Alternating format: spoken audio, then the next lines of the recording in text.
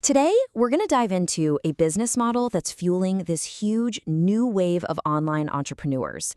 And the crazy part, a lot of them never even touch the products they sell. So yeah, let's break down the blueprint for this totally unique way of doing e-commerce. So let me ask you this. What if you could run a super successful online store, but you had zero inventory? No warehouse, no buying stock, no shipping a single box yourself. It sounds kind of impossible, right? Like a paradox? But believe it or not, this is the reality for thousands and thousands of businesses out there. Just picture it for a second. A customer hits buy on your website. Cha-ching! The money goes right into your account. But while you're busy focusing on the important stuff, marketing, building your brand, someone else, somewhere else is picking, packing, and shipping that order for you. This totally hands-off approach, that's exactly what we're going to get into today. Okay, so this whole model has a name, and it's called dropshipping. For this first part, we're just going to answer the basic question. What is dropshipping, really? All right, so at its heart, dropshipping is a way to sell stuff online where you don't actually keep any of it in stock. Instead, when a customer buys something from your store, you then buy that item from a third party, like a wholesaler or manufacturer, and they ship it directly to your customer. See how that works? Your job completely changes. You're not a logistics person anymore. You're a brand builder, a marketer. To make this super clear, there's a really great analogy for this. Just think about the last time you went out to eat at a restaurant.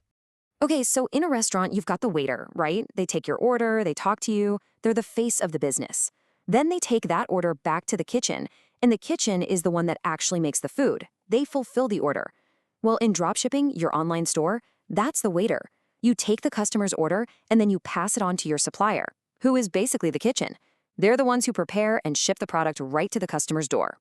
All right, so we get the concept, right? It's like being a waiter for an online store. But how does it actually work step by step? Let's trace the journey of an order from your website all the way to the customer's front door. It really breaks down into about 6 key steps. First, obviously, you set up your online store. Then you pick out the products you want to sell from different suppliers. Okay, step 3. A customer finds your site and places an order. Simple enough. Then you just take that order and forward it over to your supplier. They handle the shipping, sending the product straight to the customer. And the last step, the best step, you keep the profit. That's the difference between what your customer paid you and what you paid the supplier. I mean, you can totally see the appeal here, right? It's no wonder so many people want to jump on this. But, and this is a big but, it is absolutely crucial to understand that this is not some get-rich-quick scheme. So let's get real. Let's look at the good and the bad of dropshipping. Okay, the advantages they're pretty powerful. First off, you don't have to buy a mountain of inventory up front, so your startup costs are super low. This gives you amazing flexibility. Got a product that's a dud? No problem. Just remove it from your store. You're not stuck with a garage full of stuff nobody wants. And because the whole thing is digital, you can literally run your business from anywhere. All you need is a laptop and Wi-Fi.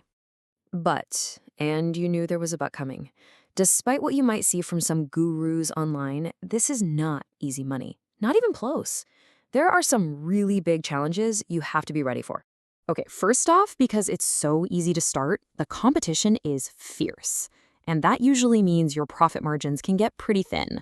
You're also totally at the mercy of your supplier for everything, for their inventory, the quality of the product, how fast they ship, and maybe the most important part, when something goes wrong, and it will, a package is late, an item shows up broken, who does the customer blame? You. You're the one they bought from.